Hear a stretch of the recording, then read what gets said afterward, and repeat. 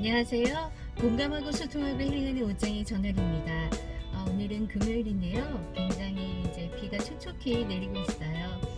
여름비 참 낭만적이죠. 어떤 사람은 비 오는 걸 싫다고 하시는 분들도 계시고, 또 저처럼 비를 좋아하는 사람도 있는데요. 인생은 늘 똑같은 것 같습니다. 어떤 상황이 왔을 때 어떻게 반응하느냐, 그것을 보면 그 사람이 어떤 사람인지 우리가 알 수 있고 짐작할 수 있을 것 같아요. 오늘 비가 오면서 이런저런 생각을 해보았고요. 오늘 제가 이렇게 컴을 킨 이유는 정신과 의사에게서 듣는 공황장애 어떻게 하면 극복할 수 있을지에 대해서 우리 한번 같이 나누어 봤으면 좋겠어서 컴을 열었습니다. 여러분, 공황장애 혹시 있으신가요? 한 번쯤은 감기 걸리듯이 한 번쯤은 경험해 보셨을 거라고 저는 생각을 하는데요. 저 같은 경우도 그 극장에 갔는데 갑자기 영화가 시작되는데 깜깜해지면서 갑자기 가슴이 답답해 오고 막 뛰쳐나가고 싶은 마음이 막 들어서 막 정말 그 지인 손을 막 잡고 좀 진정을 시켜달라고 그렇게 했던 기억이 있습니다.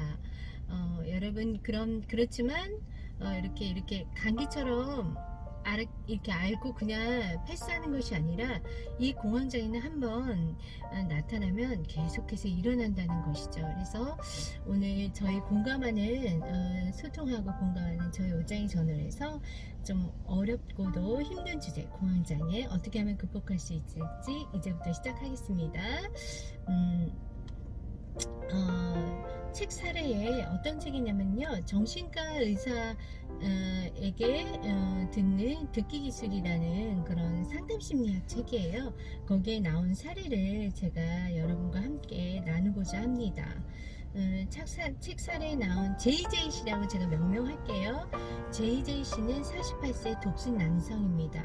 고등학교 졸업 후 23살에 창업에 성공했고 45세에 회사를 크게 만들어 놓고 후배에게 양도하면서 은퇴를 하게 되었어요. 현재 지금은 아파트에 혼자 살고 있고요. 왜냐하면 공황장애로 힘들어하기 때문입니다. 만원 전철이나 비행기 등 폐쇄된 공간에 있을 때 갑자기 불안해지는 증상, 또 심장이 격해지면서 숨이 가파 호흡이 곤란해져서 죽을지도 모른다는 그런 공포에 휩싸이는 것을 바로 공황장애라고 하지요. 한번 발생하면 전철, 비행기 이런 걸 타지 못하게 됩니다. 그래서 공황장애는 흔히 폐쇄된 공간에서 발생하게 됩니다. 약으로도 해결이 안 된 JJ 씨는 심리 상담에 이제 노크를 하게 되고 거길 찾아가서 이제 상담을 시작했는데요. 그 상담을 하면서 그때가 43세죠. 그래서 근데 상담 선생님이 이렇게 이야기합니다.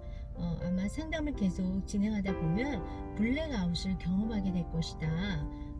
블랙아웃이 뭐예요? 이렇게 물어보니까 컴퓨터에 아닌 게 아니라 이 JJ 씨는 블랙아웃을 경험하게 됩니다. 혼자 방에 있을 때 잊고 있던 학대의 기억이 되살아나서 공포에 떨게 됩니다. 자신이 누구인지도 모르게 됩니다. 가혹한 환경에서 살아남기 위해서 심한 자기 규제를 부과해서 공포를 억제하고 다른 사람보다 몇 배나 노력하면서 살아왔던 그것이 되살아난 것입니다. 아버지는 그를 때리고 발로 차고 어머니는 밥을 챙겨주지 않았다고 합니다. 방치된 채 자라서 글도 모른 채 초등학교에 입학해서 학교에서는 그를 발달장애로 여기게 되었고, 그리고 초등학교 한 4학년이 되어서야 학교 시스템을 이해하면서 겨우 학교에 적응하면서 그때부터 수업 시간에 차분히 앉아서 수업을 듣게 되면서 성적이 올라가서 그때 이제 상위권으로 치고 올라가게 되었다고 합니다. 아르바이트를 하면서 고등학교를 졸업했습니다. 이후 부모는 이혼했고 어머니와 함께 살았지만 학비 이외에는 어머니께 다 빼앗겼다고 합니다. 회사 창업한 뒤 필사적으로 살았지요. 직원을 상냥하게 대하는 사장으로 중졸로 고생하는 젊은이를 채용해서 성장시키기도 했습니다. 40년 동안 계속 노력하는 삶만 살았던 것이죠. 그런데 40세를 넘자마자 공황장애로 쓰러지게 됩니다. JJ 씨는 열심히 사람을 돕고 사는 것이 자신이 사랑받고 싶어서였음을 알게 되었어요. 노력하고 인내하고 필요한 의무를 다하고 다른 사람을 돕는 것이 이 사람의 삶의 방식이었던 것이죠. 근데 공황장애에 억눌려 있던 그 불안, 공포가 어떤 계기로 분출되는 것이 바로 이제 공황장애라고 할 수 있는데요. 이게 특징이 한 번 일어나면 계속해서 일어납니다. 그리고 노력이 중단되자 이렇게 덮어두었던 그 공포가 이렇게 분출되는 것이지요. 그래서 이 블랙아웃을 겪고 난 이 사람은 학대 기억이 이렇게 되살아나서 3일 반낮을 한 잠도 못 자고 어두운 방 구석에 이렇게 쭈그리고 앉아서 공포를 견디었습니다. 지옥 같은 그 순간을 견뎠다고 해요. 그래서 4일째 되는 날 아침에 신이 구하러 오셨습니다 라고 한 거예요. 그러면서 고층 아파트 창가에 아침 햇살이 하얀색으로 이렇게 쏟아지면서 방안이 환해졌다고 해요. 그러면서 공포가 싹 사라지고 마음이 차분해지면서 그때부터 온전한 이틀 동안 하얀 세계 속에서 살게 되고 3일째 되는 날부터 방 안의 모습이 보이기 시작했다고 합니다. 그래서 정신을 차려보니까 일주일 동안 거의 아무것도 먹지 않고 있었다고 해요. 그래서 된장국을 만들어 먹었습니다.